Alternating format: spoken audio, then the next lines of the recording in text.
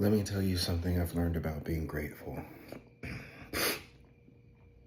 Every day for the past almost 4 weeks, I've made a point to write down as many things that aren't physical that I can be grateful for. These things will include my peace, my suffering, my wisdom,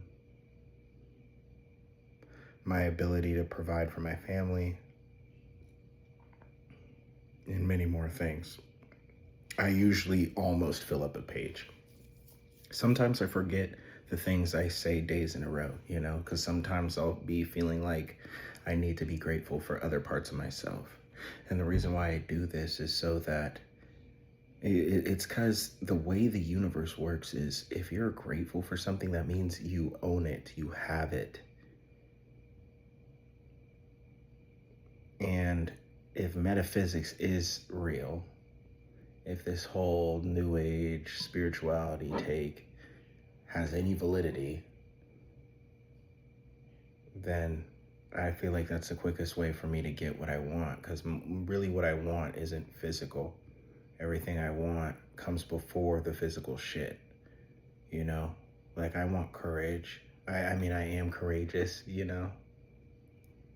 I hope you're hearing me, whoever's listening. But I've been doing that, and it worked almost instantly. Took a little bit of time, but really not much. And it worked almost instantly. I got new friends. I felt welcomed by people. I was able to provide for family in moments that they needed me. And I got to have moments of peace, but I did have moments of suffering. And again, that wasn't by mistake. I wrote down, I'm grateful for my suffering because I was already suffering. And I would not be who I am without my suffering. I wouldn't understand the things I understand without my suffering. And the thing is some people, including me, have not suffered enough. I don't wish anyone to get hurt, but sometimes it takes losing something that you took for granted. Sometimes it takes fucking up a really good situation. And I'm not just talking about relationships. I'm not just talking about a job. I'm not just talking about a car. I'm not just talking about, these are the first few things that came to my mind, Suffering goes the whole way around. Look, it could be that first few minutes of anxiety you feel after you smoke a bowl, after you hit the blunt, joint, whatever. You ever notice that after you smoke weed, because you're an addict to weed, that the first 15 minutes you hit it and you're like, I heard this off of Sasquatch comedy, but you hit the joint and you're like, am I a fucking loser? Have I disappointed everyone I've ever loved? You be thinking that shit. But then after that, you mellow out and everything's nice and chill. Maybe you get a little sleepy and you're hungry. That's weed. That's just one slight example of suffering, because anxiety is a form of suffering. The thing is humans, our suffering is self-inflicted. We don't have to suffer. But I have a little caveat to that, little follow-up to that, whatever the right word is. Suffering is necessary for growth. You have to get it out the mud.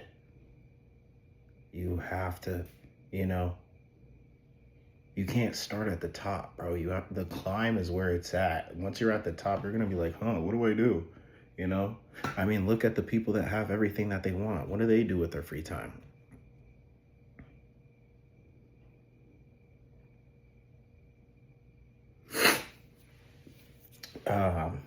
You get me.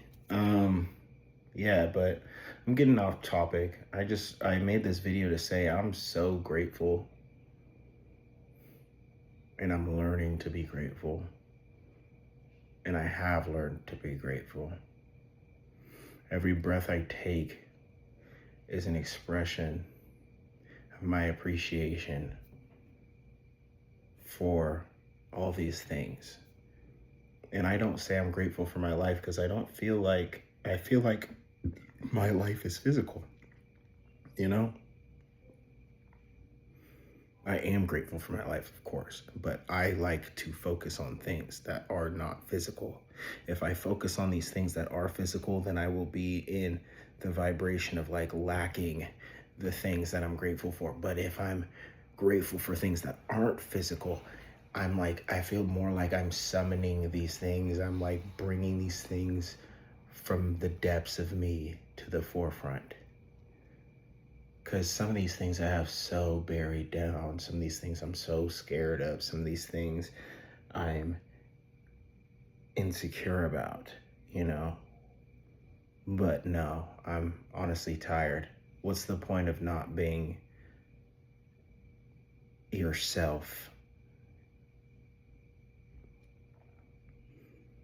Fuck you.